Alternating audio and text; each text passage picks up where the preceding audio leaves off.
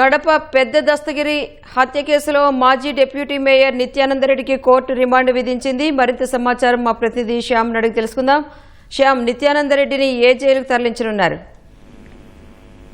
రాణి, కొద్దిసేపటి క్రితమే కడప మాజీ డిప్యూటీ మేయర్ వైసీపీ నాయకులు నిత్యానందరెడ్డికి కడప మొబైల్ కోర్టు 14 రోజుల రిమాండ్ విధించింది. అయితే అతన్ని కడప సెంట్రల్ జైలుకు తరలించనున్నారు. దీనికి సంబంధించిన ఏర్పాట్లు పోలీసులు చేస్తున్నారు. అయితే నిన్న కడప ఎస్పీ ఎదుట నిత్యానందరెడ్డి లొంగిపోయారు.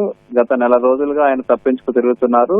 ఆయన కోసం ప్రత్యేక బృందాలు కూడా గాలింపు చర్యలు చేపట్టాయి. ఈ నేపథ్యంలోనే నిన్న నాటకీయ పరిణామాలలో భాగంగా నిన్న కడప ఎస్పీ ఎదుట ఆయన లొంగిపోయారు. లొంగిపోయిన తర్వాత అతన్ని విచారణ నిమిత్తం చిన్నచౌకు పోలీస్ స్టేషన్ తరలించి పోలీసులు విచారించారు.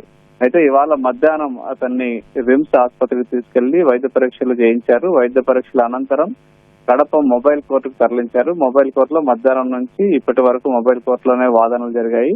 అయితే చివరిగా నిత్యానందరెడ్డికి 14 రోజులు రిమాండ్ విధిస్తూ న్యాయమూర్తి ఆదేశాలు జారీ చేశారు. మరి కొద్దిసేపట్లో నిత్యానందరెడ్డిని కడప సెంట్రల్ జైలుకు తరలించనున్నారు. దీనికి సంబంధించిన ఏర్పాట్లు కూడా పూర్తి చేస్తున్నారు. పటిష్ట బందోబస్తు చర్యల మధ్య అతన్ని కడప సెంట్రల్ జైలుకు తరలించనున్నారు. అయితే పెద్ద దస్తగిరి మర్డర్ కేసులో కీలక నిందితుడిగా ఉన్నారు కాబట్టి మరింత సమాచారం కోసం అయితే పోలీసులు కస్టడీకి ఇవ్వాలని చెప్పి కోరినట్లుగా కూడా మనకు తెలుస్తోంది. అయితే దీనికి సంబంధించి ఇంకా మనకు పూర్తి సమాచారం రావాల్సి ఉంది. మొత్తానికైతే నిత్యానందరెడ్డికి 14 రోజులు రిమాండ్ విధించారు. ధన్యవాదాలు శ్యామ్.